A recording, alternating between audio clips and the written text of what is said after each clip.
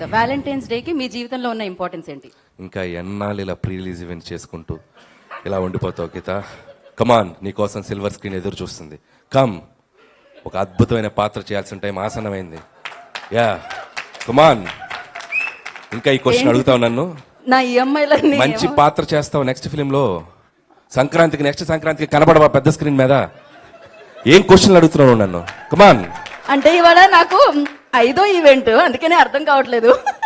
ఇప్పుడు అడుగుతావు. ఇప్పుడు నేను విన్నది నిజం కాదు, నిజమే కదా? ఇదంతా నిజం. నేను అడగను అంతే. Yeah, thank మీరేం you. అసలు ఆన్సర్ Go for it. చేయాలి. So next thank you so much. Sankranti, yeah. That's it. Next సంక్రాంతికి యా లక్ష్మి ఇంకోసారి కాల్ చేయకు నాకు. ఇంకొక రిక్వెస్ట్ అమ్మ, ఈవెంట్ చేసేది ఎవరు? శ్రేయాస్. మీరే కదా? మీకు దండం పెడతాను, చైర్స్ వేయండి ఇక్కడ నుంచి స్టేజ్ మీద. అంటే ఒక స్పీచ్ 2 స్పీచ్ 7 స్పీచ్లు అక్కడ నుంచొని, సరే ఇంతకుముందు అంటే ఒక కెమెరా ఉండేది, 360 డిగ్రీ సెల్ ఫోన్లు పట్టుకొని తిరుగుతున్నారు. మేము ఇలా అనుకున్నా ఏదో ఇలా అనుకున్నా అన్ని వేసి బ్యాక్గ్రౌండ్ స్కోర్లు లా లా లా లా లా లా లా.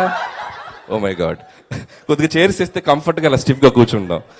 Thank you so much. మీరు 7-8 స్పీచ్లు మాత్రమే చెప్పారు, మొత్తం 10. 3 ధీరజ్ గారు ఉన్నాయి కదా. ఓకే.